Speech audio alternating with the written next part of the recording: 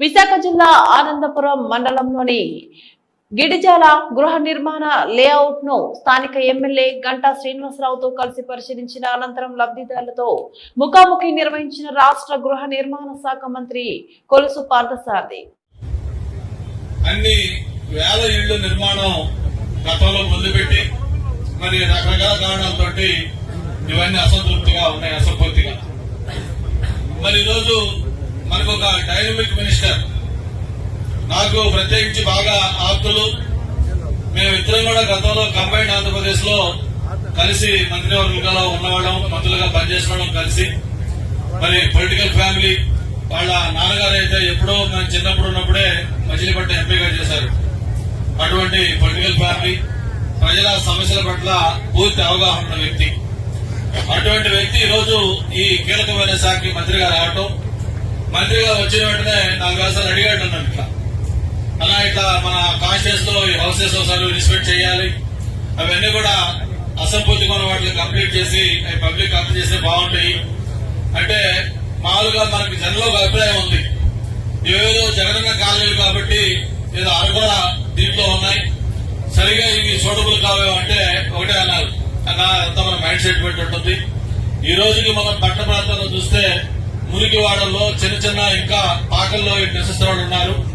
అటువంటి వాళ్ళకి ఏ విధంగా చూసుకున్నా ఇది బెటర్ గా ఉంటాయి. కాకపోతే ఇక్కడ ఏమి మనం ప్రాబ్లమ్స్ రెక్టిఫై చేద్దాం, మిగతా సంబంధించిన అసంపూర్తిగా ఉన్న పనులు కూడా కంప్లీట్ చేద్దాం అని చెప్పని మొత్తం డిపార్ట్మెంట్ అధికారులు అందరినీ పిలిచి ఈచ్ కాలనీ వైజ్ ఎన్ని ఇళ్లు శాంక్షన్ అయినాయి, ఎన్ని ఇళ్లు కంప్లీట్ చేశారు, ఎన్ని ఇంకా స్టార్ట్ చేయాల్సి ఉన్నాయి, ఆ కంప్లీట్ చేయాల్సిన వాటికి ఏమేమి వర్కులు పెండింగ్ ఉన్నాయి, కరెంట్ సైడ్ ఏంటి, లేకపోతే మిగతా ఫెసిలిటీస్ ఏంటి, అలాగే కామన్ ఫెసిలిటీస్ ఒక 15,000 ఇళ్లు ఒక చోటకు వస్తే ఒక పెద్ద టౌన్షిప్ లాంటిది, దానికి కామన్ ఫెసిలిటీ ఒక స్కూల్ ఉండాలి, ఒక హాస్పిటల్ ఉండాలి, ఒక మార్కెట్ ఉండాలి, ఒక షాపింగ్ కాంప్లెక్స్ రావాలి, ఒక సినిమా థియేటర్ రావాలి.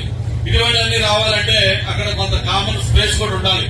ఇవన్నీ సరిగా వదిలారా లేదా, వదిలితే అవన్నీ ఎలాగున్నాయి ఇవన్నీ కూడా డీటెయిల్ గా స్టడీ చేద్దామని చెప్పని ఏదో అధికారులు చెప్పిన మాటలు వినకుండా నేను స్వయంగా వస్తాను, నేను చూస్తాను, చూసిన తర్వాత నిర్ణయం తీసుకుందామని చెప్పని ప్రత్యేకంగా ఆల్ ద వే ఈ రోజు ఈ కార్యక్రమం కోసం మినిస్టర్ గారు వచ్చినందుకు ఆయనకి ప్రత్యేకంగా ధన్యవాదాలు, అభినందనలు. అందరూ కూడా హర్షధ్వానాలతో చెప్పడం ద్వారా పడతా ఉన్నాం.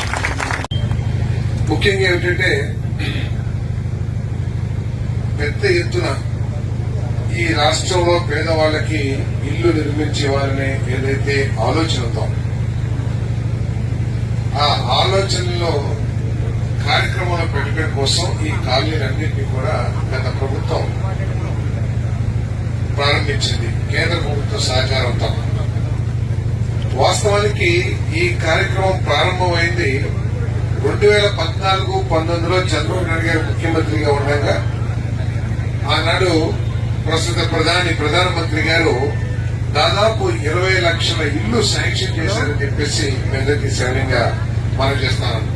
కానీ గత ప్రభుత్వం యొక్క ఆలోచనలో ఉన్న తప్పిదాల మూలంగా కానివ్వండి, ఒక దూరదృష్టి లోపించడం మూలంగా కానివ్వండి, ఇల్లు కడుతున్నాము, ఇళ్లలో నివాసం ఉండాలంటే సౌకర్యాలు లేకపోతే నివాసం ఉండలేము అనే ఆలోచన లేకపోవడం కానివ్వండి, చంద్రబాబు నాయుడు గారి ప్రభుత్వంలో 2.5 లక్షల రూపాయలు ఎప్పుడు 14-19 అంటే 10 సంవత్సరాల క్రితం ఏదైతే యూనిట్ కాస్ట్ ఉందో ఒక ఇంటికి 2.5 లక్షల రూపాయలు ప్రతి పైసా రాష్ట్ర ప్రభుత్వం నుంచి ఖర్చు పెట్టి చంద్రబాబు నాయుడు గారు ఇల్లు కట్టిస్తే, తర్వాత వచ్చిన ప్రభుత్వం జగన్మోహన్ రెడ్డి గారి ప్రభుత్వం ఆ 2.5 లక్షల నుంచి 30,000కి తగ్గించేసుకునే రాష్ట్ర ప్రభుత్వ వాటాని, మిగతా 1,50,000 రూపాయలు కేంద్ర ప్రభుత్వం నుంచి తీసుకుని దీన్ని ఇంత కొంచెం ఇబ్బందికరంగా ఈ కార్యక్రమాన్ని నిర్వహించాలని చెప్పేసి చెప్పక తప్పదని చెప్పేసి కూడా మీరు మనం చేస్తా ఉన్నారు. రోడ్లు ఇక్కడ రోడ్లు పెద్ద సమస్య కనబడతలేదు, కానీ మరి విద్యుత్ సౌకర్యం ఏదైతే ఉందో అది కనీస అవసరం. ఎవరైనా సరే ఇక్కడికి రావాలంటే విద్యుత్ సౌకర్యం లేదే ఎవరు రాలేదు. అదేవిధంగా మరొకటి డ్రింకింగ్ వాటర్ స్కీమ్ కూడా ఉందని చెప్పేసి మీకు మనం చేస్తాను.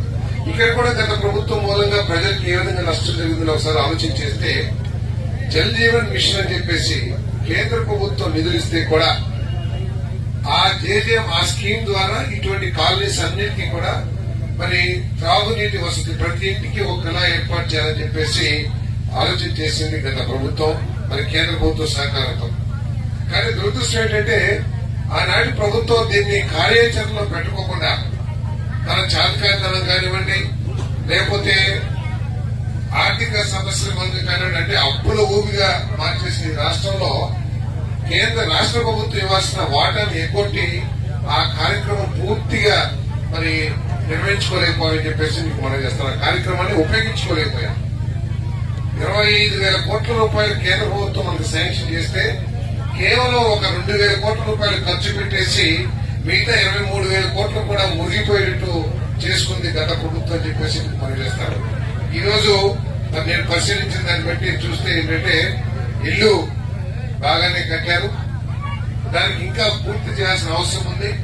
తప్పకుండా ఈ రోజు కానీ రేపు కానీ మీ గౌరవ శాసనసభ్యులు కూర్చోబెట్టుకుని ఈ మిగతా పనులు ఏదైతే ఉన్నాయో వాటిని పూర్తి చేయడానికి ఏమైనా కార్యాచరణ చేయాలో ఆలోచన చేస్తామని చెప్పేసి మనం చేస్తాను. ఇందాక కూడా నేను మరి విద్యుత్ శాఖ మంత్రి గారితో మాట్లాడాను, అదేవిధంగా మరి అధికారులతో కూడా మాట్లాడాను. వారు వెంటనే ఎక్కడైతే ఇల్లు పూర్తయినాయో అక్కడ విద్యుత్ సౌకర్యం ఏర్పాటు చేస్తారని చెప్పారు. మీరు గనక ఈ ఇళ్లలో నివాసానికి వచ్చేటట్లయితే తప్పకుండా ఆ విద్యుత్ సౌకర్యాన్ని అతి త్వరలో ఏర్పాటు చేస్తారని చెప్పేసి కూడా